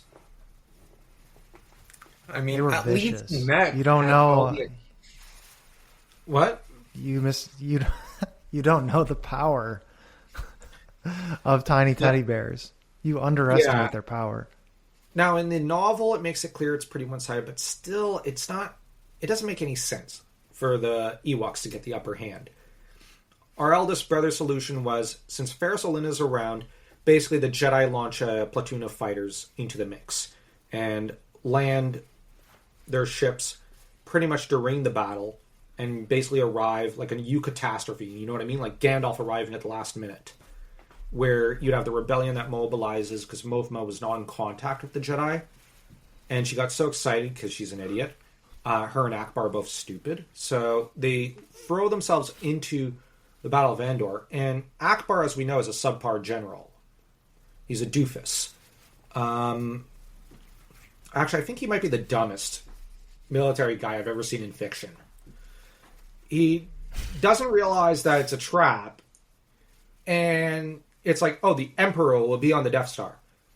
And we happen to get these plans through the Bothans, and, you know, it's like, yeah, okay, the Bothans slipped in, but it's one of those things where it is well explained, but on the other hand, the Emperor will be there, Vader will be there, the main fleet will be there. It's just, nothing is ever as it seems. And Akbar, you know, like the Imperial fleet just staying to one side while the rebellion just marches in to try to destroy the Death Star, and the Imperial fleet doesn't immediately assault. It's like, dude, it's a trap. But Akbar and his genius and all, but well, you know, a Mon Calamari with half a brain is gifted, but I'm joking. But yeah, we had serious issues with a bit of some parts, but the idea was that Ferris Olin would mobilize his Jedi at this point and all their starfighters with resources that they were given by some of Ferris's contacts, and the idea was that it'd be at this point, this decisive point, that the two former triumvirs, remember we had our triumvir characters alongside Qui-Gon, they had, you know, when Qui-Gon's triumvirate, his part of the galaxy fell apart, they kind of had to fall in line, and, you know, things started to fall apart. It's at this point that one of them, Vlan, who was friendly with Qui-Gon, switches sides and decides, okay then, you know, like, I'm on a short leash. I could either continue to serve in hell, or I could, you know, go serve in heaven, basically. And he basically decides, okay, so I'll loan some ships to the Jedi, but in turn I want perks and privileges after. Where the idea would be a very wealthy, powerful Imperial governor switches sides, provides the resources and whatnot, because he was already friendly with the Jedi. And so was Neva Crowan, the one triumvir we had mentioned before. So they kind of switch sides, because they're looking at the Sith, and they know Palpatine wants them dead now. He's got no further need for them. So this is where Ferris Olin and his crew arrive on Endor, lightsabers flicking on in the middle of the forest to fight the ATTs and the stormtroopers. And who should show up but Vader's former rival, the man Anakin hated the most in the galaxy, alongside Obi-Wan Kenobi, Ferris Olin, his kind of adoptive older brother. And so the idea was to have this brought full circle. But at the same time, you'd have Qui-Gon Kenobi, you'd have Vera Feld, you'd have our characters who show up, lightsabers flashing and cutting apart this legion, which was in the midst of genociding the Ewoks. And so Han and Leia are saved. Luke, of course, defeats Palpatine with Vader's help. or I should say Anakin's health. And, you then get Lando who shoots down the Death Star. There's lots of dancing. Everybody's happy. There's lots of marshmallows put up that are...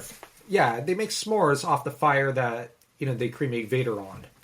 Because, come on, the fire's right there. It's going to waste. Why waste it on just a corpse? But the idea, though, was after this, a Jedi Order is formed.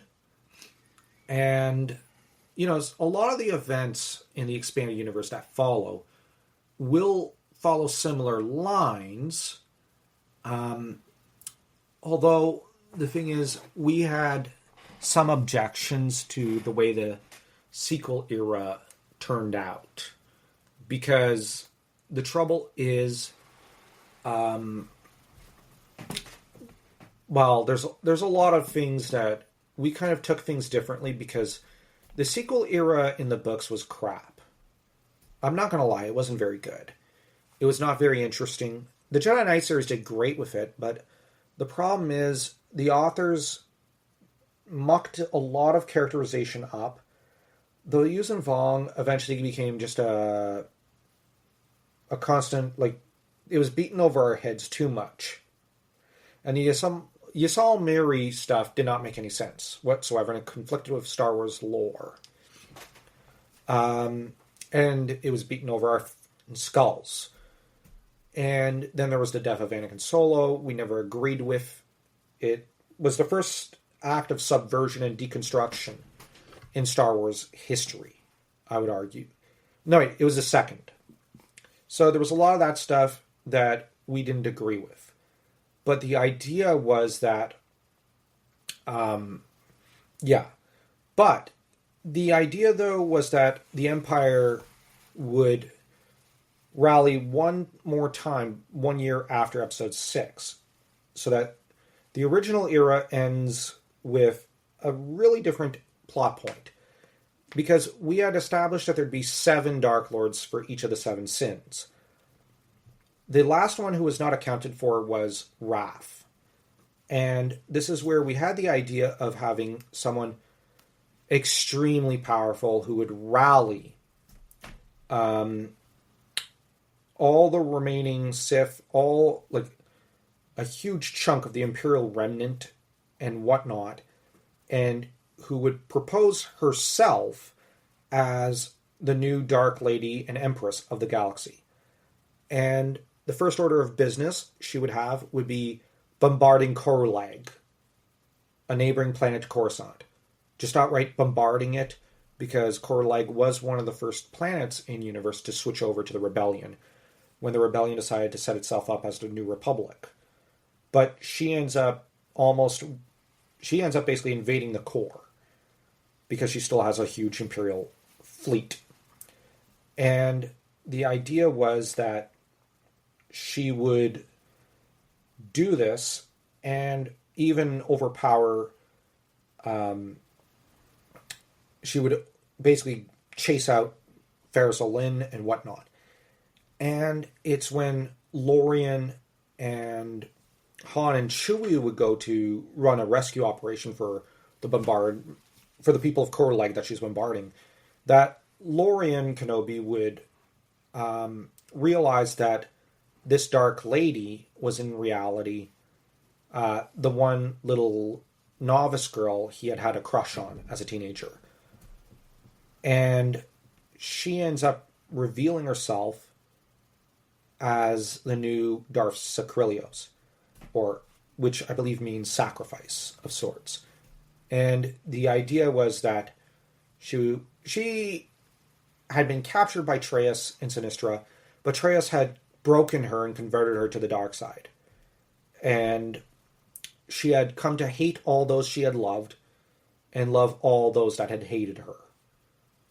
So that she's utterly deconstructed and subverted. And the idea was that Lorian would try to fight her, would be defeated. Now, the reason he was also defeated was that he had been dispatched to secure New Absalom beforehand. He had been tortured for a time And so he was weakened during this duel. And he had also, because of the torture, also been blinded. Now, the capture of Lorien had been planned by her, so that she had sought to break him and turn him to the dark side before he even knew she existed. Well, that she was a dark lady, because he hadn't seen her. She had arranged all this from long distance and known that once she had learned he was on that planet, she had made the arrangements with the Absolutes, who we had planned had sided with the Empire. The Absolutes were those who were the, I guess you could say, the KGB of Absalom. And they were the ones who tortured to death Obi-Wan's surrogate mother, Tal, the love of Qui-Gon Jinn's life. So the idea was that there was some remnants of them still going, but that they had tortured Lorien. Qui-Gon had rescued Lorien. Lorien had then joined, Qui-Gon had rescued him alongside Han and Chewie. Qui-Gon stayed on the planet to restore order on behalf of the New Republic, while Han transported Lorien to, another planet for Bacta tank and whatnot. But Lorien had been captured on account of, the idea was to imitate the storyline of Tal, where he had been tricked and captured. But Lorien now enters battle blind and still recovering, and is defeated and left. Basically, he's thrown off one upper platform onto a lower one in a Mace Windu style way in episode 3, only for him to have actually been rescued. And he ends up, of course, getting rescued by a Jedi cult, one of those that were part of the Cult Wars. And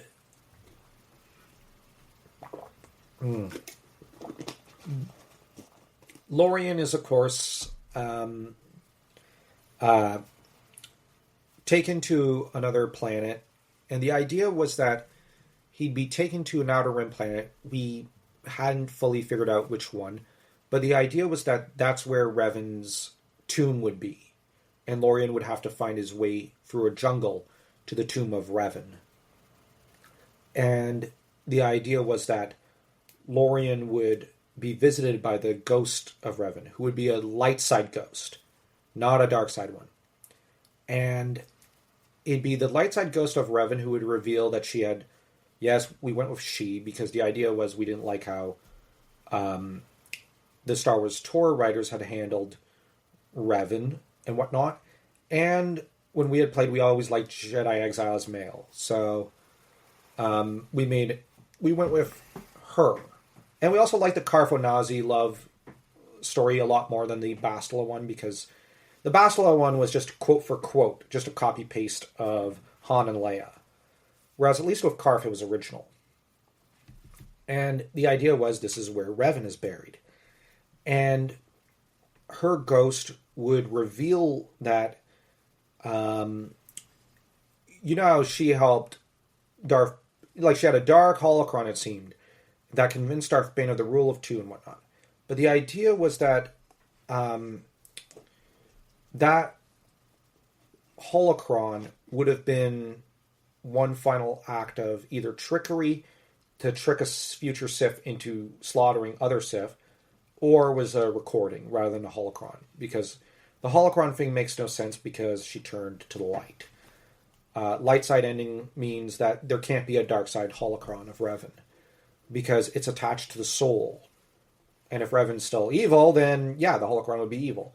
But if Revan is good, that means that dark side holocron cannot actually work. It contradicts actual George Lucas lore, and that's word of, the Lord in this case. So, no, we can't contradict Lucasian lore. It's absolute. But, yeah, so Lorien, though, discovers Jedi armor there, and is given some by this Revan-kissed cult. And it's revealed this was a Mr. Miyagi training regimen where he'd be left in the forest with his damaged prosthetic legs, no lightsaber, just a walking staff, And he'd have to figure out how to see without needing his eyes. And make his way to the tomb. Through a rancor and other monster-infested forest. But when he comes out of it, he's wiser, he's stronger, he's fully trained.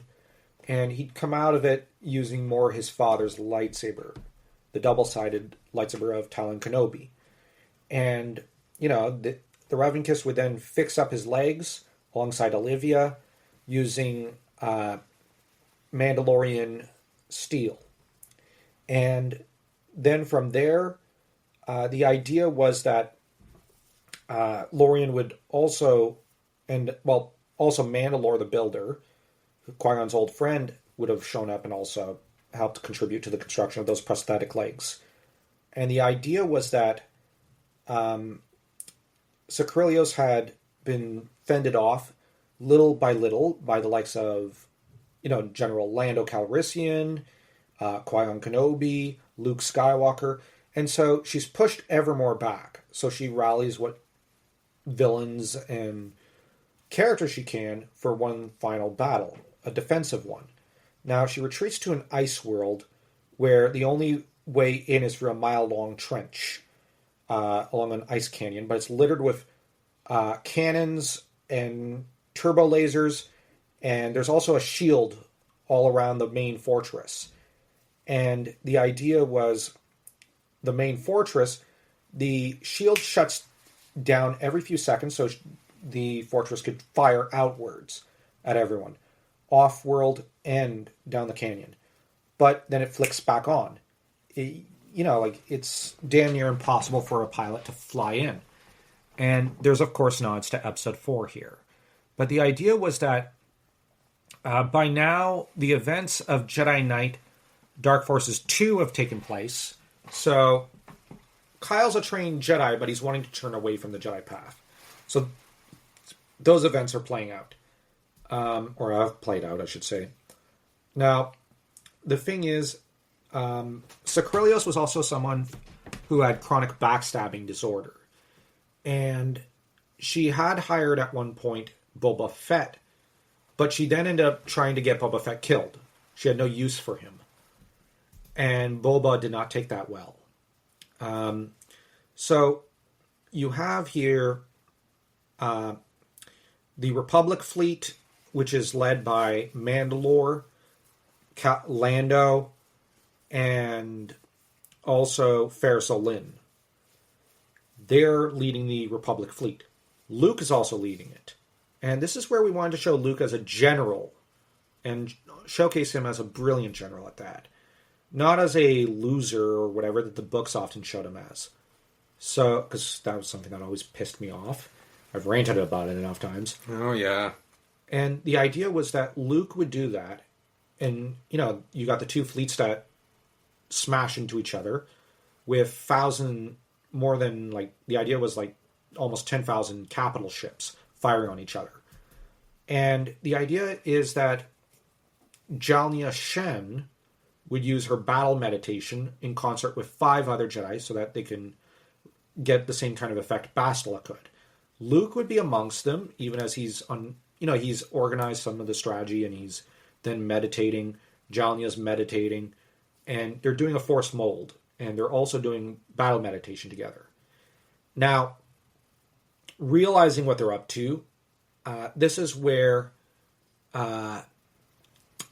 Sacrelios would get a little afraid and decide to launch, to try to land in Luke's ship. But unfortunately, her advance force that landed in the ship where Luke is would be, all those Sith would be slaughtered by Qui-Gon Kenobi. So, that plan's busted. And she'd be drawn back to her flagship as Han would have landed in there with Leia. And Leia by now will have been starting to learn to use a lightsaber. And when I say starting, I mean Leia's basically stronger than most Jedi Knights. And Sacrelios, who's probably one of the strongest Force sensitives in the galaxy, goes back and is shocked to find that Leia's actually able to fend her off. And the idea was that Sacrelios will have been stronger than Luke and able to defeat him, but she can't quite defeat Leia. Now, meanwhile, Bowen, Zeru, and Vieira are landing in other capital ships and sabotaging them. And so, but there's a turning of the tide when she starts to gain the upper hand, when one of the Grand Admirals arrives to start firing on the Republic fleet. And this gives her enough of an edge to start pushing back the Republican fleet. And this is where the idea was the catastrophe in the intership battle would be Boba Fett's arrival, where, Fett arrives, nobody was sure he was alive still. He comes back not as a mercenary or anything, but as a Mandalorian of sorts.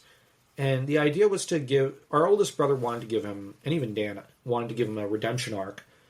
But the one in the books and the comics never made any sense. It was poorly written. So we give it to him a lot sooner, where he starts firing on Sacrelios' fleet and turns the tide because he's that pissed off because she tried to kill him and also reneged on a payment. And so Sacrelios is forced to shuttle back to her fortress on that ice planet. And the problem is the Republic fleet is now in the awkward position of having a mount of bombardment and siege, which has no purpose. They can't actually, take the planet. They can't take the fortress. And it's at this point that Lorian shows up with a fleet and manages to fly through that trench. And because he can't see, he has to give himself over completely to the Force and just have faith. And the idea here is he'd be guided by also the spirit of Qui-Gon Jinn, but where he's basically just relaxed. And as he's flying, the idea was that one wing is shot down, like he's losing parts of his ship. And, he basically guns it at hyperspace to a slight extent, then tears himself out of hyperspace so that he gets past the shields during that flicker of a second and just crashes in, but he jettisons from his cockpit, landing on his feet, slashing apart one person after another, and basically makes his way in and shatters the energy battery, which is powering the shield, so that other Jedi can now land and the Republic can start bombardment. And Boba Fett could go vent his fury on the place. Boba does have a temper. Oh, yeah. You wouldn't be Boba Fett without it. But the idea is that Lorian will then engage his former crush in battle. And that's where the idea was a heated battle wherein she'd be wearing armor, he'd be wearing armor. And her armor, though, was cortosis, where if you slash at her, it shuts off your lightsaber. Now, this is what had defeated him last time, but he's learned his lesson. Because he has Mandalorian steel on his prosthetic legs, he would use that to start kicking over the course of the duel at her armor until finally he shatters part of it, digging it inside her, and thus, it acts a bit like shrapnel or something. And then he stabs through that with his lightsaber and manages to mortally wound her. Now, this scene was going to be a contrast to that with Bowen.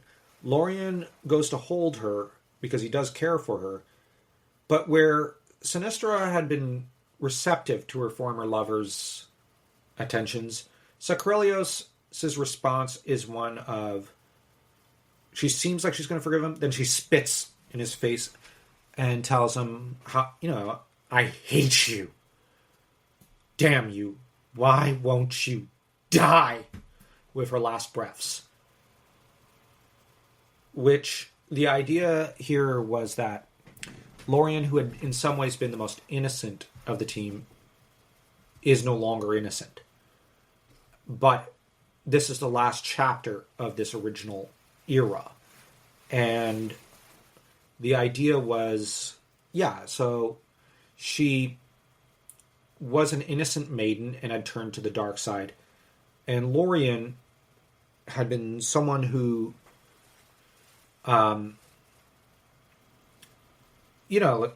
the idea was there's a tragedy there, and that she not only,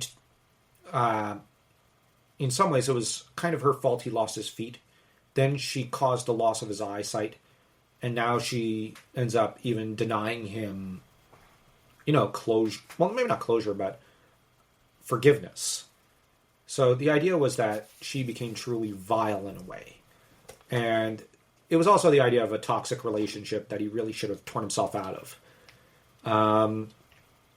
And Lorian was to basically take his place amongst the Jedi.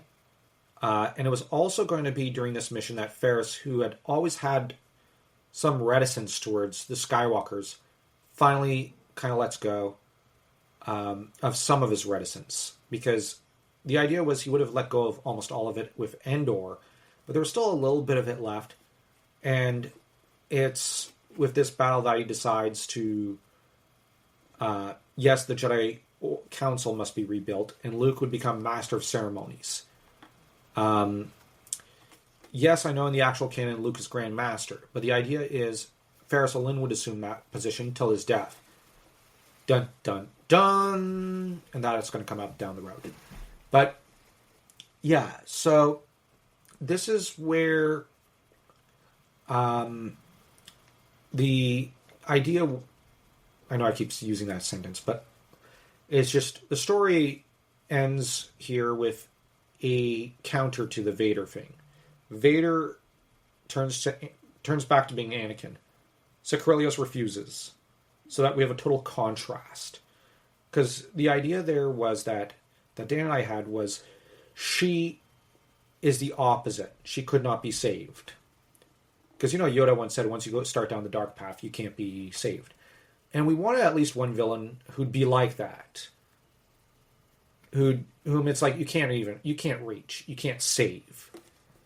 And why not start with this cherubic young little girl who's a counter image to Anakin, but when she's violated, she gives herself over to evil and becomes worse than her own captors ever were. I think that's a good place to stop here, because we do have the sequel era planned. Wow. You guys have done so much with this. The fact that you have all of these eras planned out is pretty impressive. Yeah, although the sequel era, some might not like it, because we didn't like where the expanded universe took things, and we didn't like where the movies took things. So it'll be for people to decide whether it's better or worst. And but, when you say that people don't like where the expanded universe took it, like isn't this expanded universe, like, is it always coherent? Like, aren't there like different stories that contradict each other, or am I wrong? No, you're right. It's a little self-contradictory, and character morality, like the way they portray Luke at a few points is a little callous towards Leia and Han. There was a bit of a cognitive dissonance when we were reading those That seems weird to me. Yeah, it doesn't seem right. Like, when Anakin Solo dies, the reaction from Luke is just like, oh, shut the fuck up, Leia. Can't you see you're upsetting my wife? Like, he's just like, he's utterly cold. And it's like, and his wife is like, oh, you fucking whore. To Leia, because Leia's crying and holding their baby. And the thing is, Mara's utterly cruel to Leia there. And it was like, we had a massive cognitive dissonance. But a lot of the Mara Jade stuff, we had cognitive dissonances, because the writers were telling us. I still like my Luke softy from Heir to the Empire. He's still really nice, and I like that about him. The problem it just reminds me of Luke. Yeah, and the problem is, it feels like a true rendition. Yeah, I'm not going to contradict you. Where I draw the line is that Mara stories always involved Luke being chided and reprimanded and yelled at. But in turn, we also saw Mara doing that to Leia and Han. This was at a time when Mary Sues were very popular. Emma Frost became one in the X-Men comics. And the thing is, the dominatrix was kind of the popular fad around 2003 thereabouts. Hey, for some of us, it's not just a fad. Yeah, fair, but I'm just kidding. she got annoying, and we had a cognitive dissonance just with if she's the greatest thing ever, how come she's treating Han and Leia, who are the coolest characters ever, like trash all the time? And how come she's always bad-mouthing Luke? He's the coolest character. He deserves better. Is that Mara Jade to an extent too? Does that apply? What do you mean? The dominatrix thing, like she's very dominant. She's very... Yeah, she's domineering. She's a girl boss. She's the first... Totally. She's basically Mary Sue. She's a precursor to Ahsoka, who's a precursor to Rey, in our opinions. So we never took to the character. But, well, we took to her at first. But then when we started seeing, like, more and more writers just have her be an uber witch to Han and Leia, we just got frustrated because we had read Children of the Jedi where it was Kalista Ming or Kalista Manaza, and Kalista was sweet and feminine and whatnot, and we were like, how come they wrote her out of the story but had Luke pair up with Mara? Like, how come we went from a trad wife to a feminist. What's the deal? Or at least a part-time, like someone who's working part-time. Like, Kalista gave up the Force to be with Luke, and it was like, why would she regret that later when the core of her is loving Luke? Yeah, but that's one note. A character who only loves is one note, is what we were told. No, but isn't that Luke? Luke, like, the basis of his character is to love his family. So that's where we had some problems. And our sequel era was an attempt to try to fix... Course correct. Yeah, fix the mistakes and try to figure out, what the hell? What if we can find a way to, keep Luke like he is in episode 6, except older? And so we ran into some You could go wild with that era too, if you want. Yeah. Because you're not contradicting the...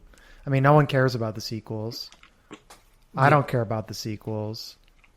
Yeah. And you never were modeling this after them anyways. So No. And the idea was that... you can more or less do what you want. Yeah. And we had quite a few ideas.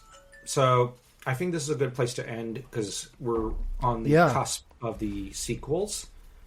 And yeah, but the most exciting stuff I think was just the ending of the originals, like having Jedi show up for Endor, having Luke help lead Republic force against one more Dark Lord, and sure, Luke's not the one who kills her, but the idea is, he's leading the fleet alongside Lando. Yeah, some good action there too. Yeah, like some good fleet battles, some good action in this section. Yeah. So thanks again, guys. So this is episode 7. This will do it for today's episode, but we will obviously continue running with the program here. And if you're seeing this on, on Apple Podcasts or Spotify, you'll definitely want to come over to Substack because there's even more articles that are being shared that are providing more context. And there's a lot of community that engages with this stuff, as well as all the other things that the Brothers Krynn are doing with their non-fanfic, their original works, and their literary criticism and reviews of other properties as well. So come out over to check that stuff out as well. Without further ado, though, I hope you guys have a great rest of your day, and may the Force be with you. And may the Schwartz be with you all. Bye.